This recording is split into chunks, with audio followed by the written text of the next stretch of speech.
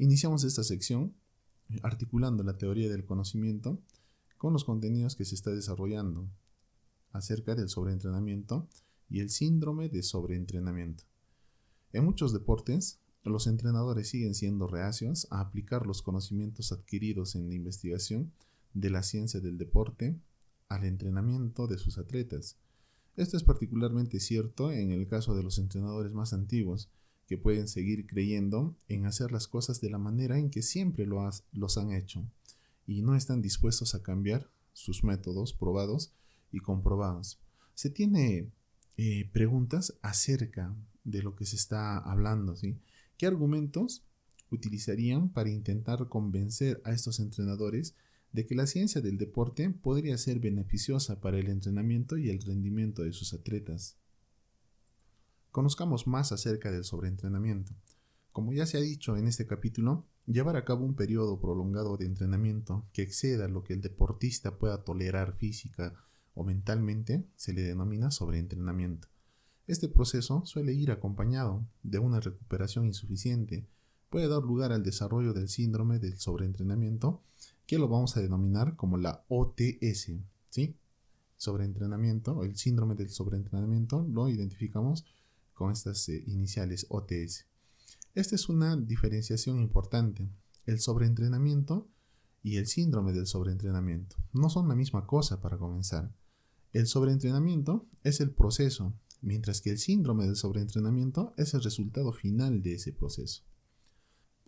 Relacionémosla con lo que es ciencias del deporte y hablemos acerca de los atletas que padecen este síndrome del sobreentrenamiento. Aclarar que también es importante señalar que los factores de estrés de un atleta fuera del entrenamiento o la competición, por ejemplo, considerar las preocupaciones familiares, las preocupaciones financieras y otras que se pueda presentar, también pueden contribuir al desarrollo del síndrome del sobreentrenamiento.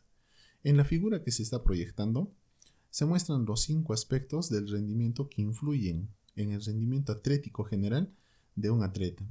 El exceso de uno o más de estos aspectos o de sus componentes podría contribuir al desarrollo del síndrome del sobreentrenamiento. ¿Y qué es el síndrome de entrenamiento o la OTS? La OTS es una condición muy variable que puede afectar a los atletas de manera diferente e incluir diferentes síntomas. Se han identificado más de 80. Puede llevar semanas o meses en recuperarse. Los síntomas del síndrome del sobreentrenamiento suelen ser los mismos que los de una multitud de otras enfermedades y afecciones, lo que significa que la OTS o el síndrome del sobreentrenamiento puede permanecer sin diagnosticar durante algún tiempo. Y una consideración mayor es que no existe ninguna herramienta de diagnóstico para identificar de manera concluyente a un atleta como sufriendo de un síndrome del sobreentrenamiento. De hecho, la OTS se denomina síndrome de exclusión, lo que significa que se diagnostica solo cuando se han descartado todas las demás causas posibles de los síntomas de un atleta.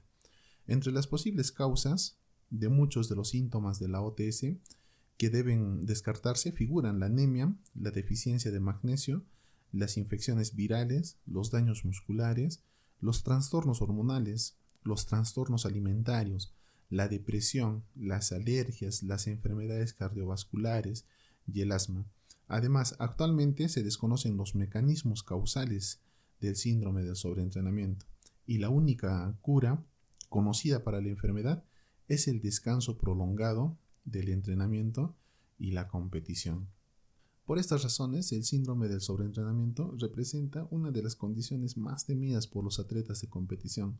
A pesar de ello, la prevalencia del síndrome del sobreentrenamiento en los atletas puede ser alta, aunque parece estar influenciada por factores como el nivel del rendimiento del atleta, el tipo de deporte que practica, el tiempo que lleva compitiendo y por sobre todo la cantidad de tiempo en que se realizó el estudio del síndrome del sobreentrenamiento en el atleta. En el cuadro que se te está proyectando se presentan ejemplos de estudio de investigación que se han realizado para investigar la prevalencia del síndrome del sobreentrenamiento en una gama de diferentes atletas y deportes.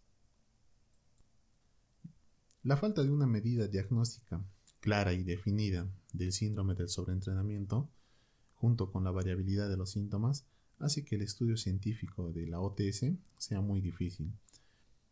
El hecho de que no es ético incluir un estado de sobreentrenamiento en los atletas aumenta esa dificultad. En consecuencia, en la mayoría de las investigaciones se han utilizado atletas que se considera que ya padecen de la OTS o del síndrome del sobreentrenamiento, o se ha incluido un estado de sobreentrenamiento en sujetos de investigación como modelo para el estudio de la OTS. Las mujeres parecen ser menos susceptibles al síndrome del sobreentrenamiento que los hombres. Además, se ha propuesto la existencia de más de una forma del síndrome del sobreentrenamiento, dependiendo en parte del tipo de deportista involucrado. En esta sección consideramos la forma simpática y la forma parasimpática. La forma simpática del síndrome del sobreentrenamiento se supone que afecta a los atletas que participan en deportes explosivos de corta duración, como es el sprint o la carrera, el salto y las pruebas de lanzamiento. Esta forma del síndrome del sobreentrenamiento es rara. Se sugiere que la forma parasimpática más prevalente del síndrome del sobreentrenamiento afecta a los atletas de resistencia que participan en eventos de menor intensidad pero de mayor duración. No se han realizado suficientes investigaciones para documentar las características fisiológicas y bioquímicas de cada una de estas formas del síndrome del sobreentrenamiento. Por lo tanto, su comprensión siempre va a ser limitada. Sin embargo, los trabajos existentes sí arrojan luz sobre diversos aspectos de la condición, incluidos los marcadores sintomáticos clave propuestos de la OTS. Y estos marcadores lo examinaremos uno por uno en esta sección. Como es la disminución repentina, inexplicable y persistente del entrenamiento. El criterio crítico y estándar de oro para el diagnóstico del síndrome del sobreentrenamiento es un descenso rápido y persistente del rendimiento en el ejercicio de un atleta, que no se rectifica ni siquiera cuando se hacen modificaciones en el entrenamiento. Este bajo rendimiento va a persistir a pesar de un periodo de recuperación de varias semanas o hasta de repente meses.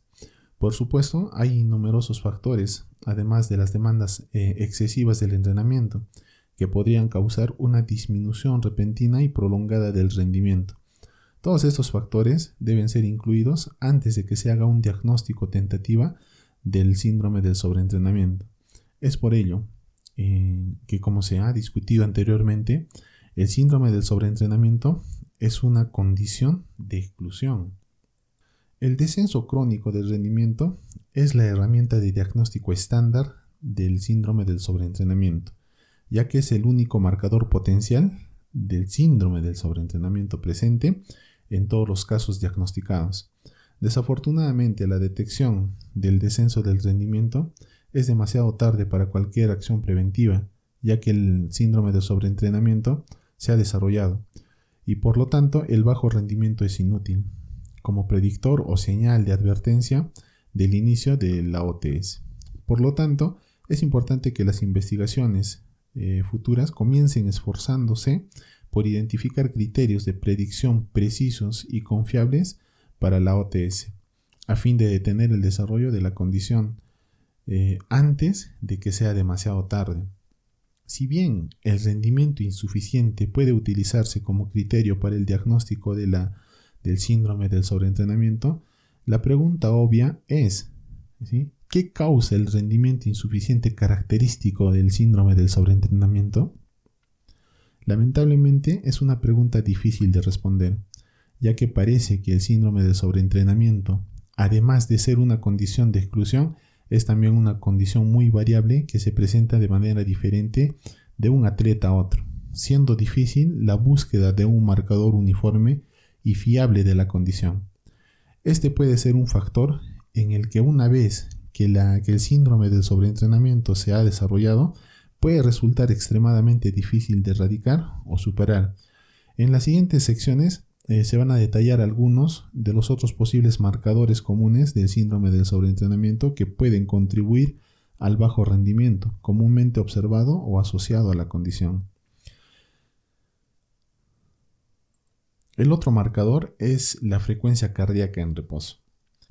El aumento de la frecuencia cardíaca en reposo se cita comúnmente como un signo del síndrome del sobreentrenamiento, y así se ha informado en algunos estudios. Sin embargo, en trabajos más recientes no se han encontrado alteraciones significativas de la frecuencia cardíaca en reposo en los individuos con exceso de alcance o con sobreesfuerzo, ¿no? en el entrenamiento. Aunque tal vez no sea un indicador directo fuerte del síndrome del sobreentrenamiento, el aumento de la frecuencia cardíaca en reposo puede indicar la presencia de enfermedades o dolencias. Esto puede indicar una reducción aguda de la tolerancia al ejercicio, que si no se tiene en cuenta podría conducir al desarrollo de la OTS. La frecuencia cardíaca en reposo parece aumentar cuando los individuos se exceden. Esta puede ser una medida más fiable de la OTS que la frecuencia cardíaca en reposo mientras se está despierto, ya que es menos probable que se vea afectada por variables de confusión. El otro marcador es el dolor muscular crónico.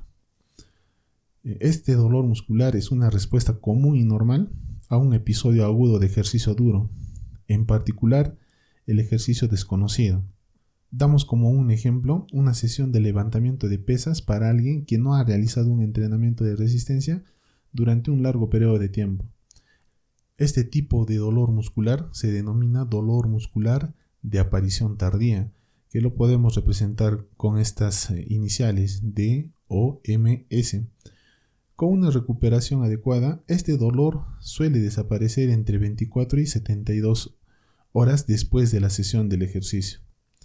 El dolor muscular de aparición tardía tiene varias causas, entre ellas podemos mencionar lo siguiente: el desgarros diminutos en el tejido muscular, cambios de presión que producen retención de líquidos en los tejidos que rodean el músculo, espasmos musculares, estiramiento excesivo y desgarro del tejido conectivo unido al músculo, una inflamación aguda. Una combinación de estos factores también se puede presentar. Se cree ampliamente que este daño muscular agudo es un hecho necesario para las adaptaciones al entrenamiento, ya que la respuesta para curar este daño es adaptar el músculo, el hueso y el tejido conectivo para asegurar que se requiera un mayor esfuerzo para producir el mismo grado de daño. En otras palabras, estas estructuras se vuelven más fuertes. Sin embargo, algunos atletas que sufren de este síndrome del sobreentrenamiento reportan dolor muscular que no se alivian con el descanso o la recuperación. Parece que esto puede estar relacionado con el daño muscular común a corto plazo. El traumatismo del músculo o sus estructuras asociadas, como ocurre durante el ejercicio de alta intensidad, gran volumen y no acostumbrado, produce proteínas que regula el proceso de inflamación, que es común en todas las formas de daño tisular y es una parte importante del proceso de curación del tejido dañado. Estas proteínas se le denominan citoquinas. Si el ejercicio que daña los tejidos continúa sin un descanso y una recuperación adecuados, la información local de los tejidos dañados puede durar mucho más tiempo de lo normal, es decir, puede volverse crónico. En esta situación puede producirse un efecto de cascada en el que las citoquinas circulantes producen aún más citoquinas y la inflamación de los tejidos se vuelve sistémica, es decir, se propaga a otros órganos y tejidos del cuerpo no afectados por el trauma inicial. Esta inflamación sistémica puede causar un conjunto de síntomas que se presentan comúnmente cuando una persona no se encuentra bien, como la reducción del apetito, sensaciones de letargo o cansancio, alteraciones de sueño y estados de ánimo alterado. Mientras vamos analizando este capítulo que es la optimización del rendimiento, nos vamos a dar cuenta y también vamos a observar que estos síntomas también son los indicadores potenciales del síndrome del sobreentrenamiento.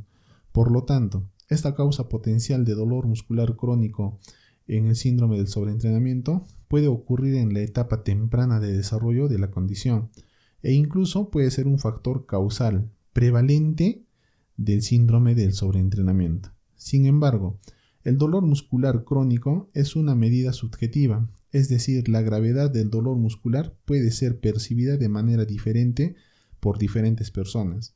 Por lo tanto, su utilidad como medida del síndrome del sobreentrenamiento está restringida, ya que sería difícil encontrar una escala o un valor de referencia clara. Además, el dolor muscular crónico no se reporta de manera consistente en todos los casos del síndrome del sobreentrenamiento. La reducción de la función inmunológica también es otro marcador. Se ha propuesto la reducción de la función inmunológica como un marcador del síndrome del sobreentrenamiento, probablemente debido a la observación de un mayor riesgo de infecciones del tracto respiratorio superior, en el caso de que estén resfriados o también cuando hay presencia de los dolores de garganta en los atletas sobreentrenados. Sin embargo, las infecciones de las vías respiratorias superiores pueden aparecer con la misma frecuencia, tanto en atletas adecuadamente entrenados como en los que están sobreentrenados. Además, se ha observado inmunosupresión en atletas sobreentrenados con y sin presencia de infecciones de las vías respiratorias superiores. Por lo tanto, parece que la función inmunológica atenuada no es un marcador fiable del síndrome del sobreentrenamiento. De hecho, los exámenes de la bibliografía sobre el sobreentrenamiento y la función del sistema inmunitario han llegado a la conclusión de que los atletas sobreentrenados no son clínicamente inmunosuficientes, pero sí tienen un mayor riesgo de infección de las vías respiratorias superiores durante periodos de entrenamiento intenso y durante un periodo de 1 a 2 semanas después de dicho entrenamiento. Sin embargo, la palabra clave aquí es clínicamente.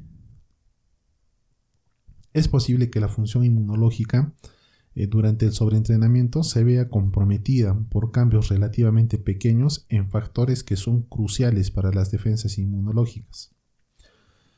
Se requiere más investigación sobre la posible influencia del sobreentrenamiento en la función inmunológica, centrándose preferentemente en el desarrollo de los mecanismos o modelos de la relación entre los síndromes del sobreentrenamiento y la inmunodeficiencia, lo que puede contribuir a comprender mejor si la inmunosupresión es un marcador válido del síndrome del sobreentrenamiento. La alteración del sueño también es un marcador. Las alteraciones de los patrones normales de sueño son una de las pocas herramientas disponibles para diagnosticar la OTS en condiciones de reposo, es decir, sin hacer ejercicio. Las alteraciones del sueño pueden ser un indicador temprano del síndrome del sobreentrenamiento, y el término alteración del sueño se refiere no solo a una mayor cantidad de tiempo que se pasa en estado de vigilia, sino que también abarca mayores tasas de movimiento durante el sueño, que pueden comprometer la calidad del mismo. Las causas exactas de estas propuestas de perturbaciones del sueño con el síndrome del sobreentrenamiento no están claras y pueden deberse a factores como el aumento de la fatiga y el dolor muscular, y la alteración de la función del sistema inmunológico y la regulación hormonal. Sin embargo, como sucede con muchos otros marcadores propuestos del síndrome del sobreentrenamiento, no se observan sistemáticamente alteraciones del sueño. Por lo tanto, debería cuestionarse la utilidad de esto como un marcador del síndrome del sobreentrenamiento. La fatiga también es un marcador. Definitivamente el síndrome del sobreentrenamiento se caracteriza por la fatiga persistente, en particular en los atletas de resistencia.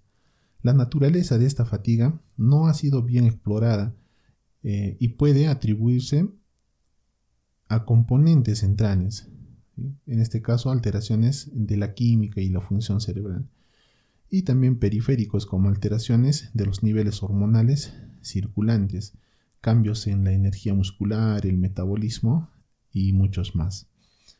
Es suficientemente difícil determinar con exactitud la causa de la naturaleza de la fatiga.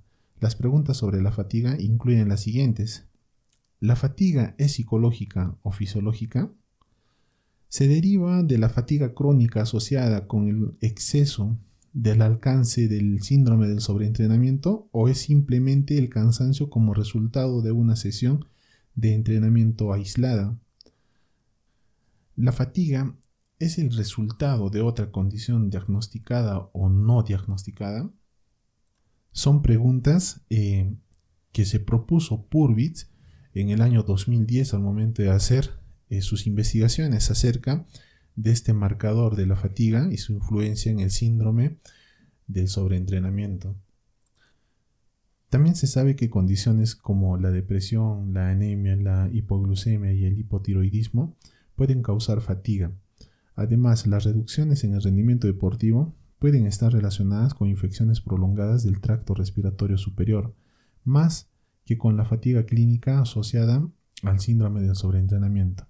La hipótesis de los aminoácidos de cadena ramificada del sobreentrenamiento afirma que el entrenamiento de resistencia excesivo puede provocar alteraciones en el transporte sanguíneo de los ácidos grasos libres y los aminoácidos, lo que lleva a un aumento de la concentración en la sangre de un aminoácido esencial llamado triptófano. El aumento de las concentraciones de triptófano en la sangre facilitará un mayor movimiento de este aminoácido hacia el cerebro, donde se convierte en un neurotransmisor llamado serotonina. Una de las principales funciones de la serotonina es incluir una sensación de somnolencia. Por lo tanto, es posible que esto contribuya a la sensación de fatiga que han comunicado algunos atletas que se considera que sufren del síndrome del sobreentrenamiento. Sin embargo, el vínculo entre esta hipótesis y la del sobreentrenamiento no es lo suficientemente fuerte como para poder apoyar esta sugerencia. Por lo tanto, quedan muchas preguntas sobre la naturaleza de la fatiga durante el síndrome del sobreentrenamiento y si está directamente relacionada o causada por el síndrome del sobreentrenamiento. El último marcador que vamos a considerar es la disminución del apetito. Las alteraciones en la química cerebral pueden afectar una amplia gama de funciones reguladoras, una de las cuales es el apetito. Como se discutió en la sección anterior, el aumento de los niveles de serotonina en el cerebro puede causar una sensación de somnolencia. Además, los altos niveles de serotonina pueden reducir el apetito de una persona. Por lo tanto, las posibles alteraciones en los niveles de los neurotransmisores y hormonas y la función del síndrome del sobreentrenamiento pueden contribuir a la reducción del apetito. Sin embargo, al igual que con otros marcadores de la OTS discutidos anteriormente, las alteraciones en los niveles del apetito no se observan de manera consciente en los individuos que se cree que sufren del síndrome del sobreentrenamiento. Las consecuencias de la disminución del apetito en un estado de sobreentrenamiento deben considerarse importantes a la luz de la posibilidad de que un individuo que hace ejercicio llegue a tener una deficiencia energética, es decir, que no consuma suficientes calorías para reponer las que utiliza durante el ejercicio. Consumir una cantidad de alimentos inferior a lo normal. Esto sería particularmente pertinente para la disponibilidad de carbohidratos, ya que los carbohidratos son la principal fuente de combustible del cuerpo durante el ejercicio. Si este estado de deficiencia energética continuara, el cuerpo se vería obligado a generar su energía por otros medios. Por ejemplo, mediante un mayor uso de aminoácidos como combustible. Esto podría dar lugar a un aumento de la producción de la serotonina, lo que podría provocar una desregularización del apetito y sensaciones de fatiga, como ya se ha señalado. Por lo tanto, los periodos prolongados de ejercicio en presencia de una dieta inadecuada podrían exacerbar el estado del sobreentrenamiento o contribuir a la iniciación del síndrome del sobreentrenamiento. Sin embargo, esto requiere un estudio más profundo. De las discusiones en esta sección, queda claro que el síndrome del sobreentrenamiento es una preocupación real para cualquier atleta. Una vez que la condición se ha desarrollado, puede ser debidamente para la salud y el rendimiento del atleta. Además, la naturaleza, un tanto misteriosa de la condición, significa que una vez que se ha desarrollado, no puede ser fácilmente tratada o curada. Por lo tanto, el enfoque de un atleta y de su entrenador y equipo de apoyo debe ser sin duda alguna optimizar el entrenamiento del atleta y el rendimiento en la competición, evitando al mismo tiempo el desarrollo del síndrome del sobreentrenamiento por completo.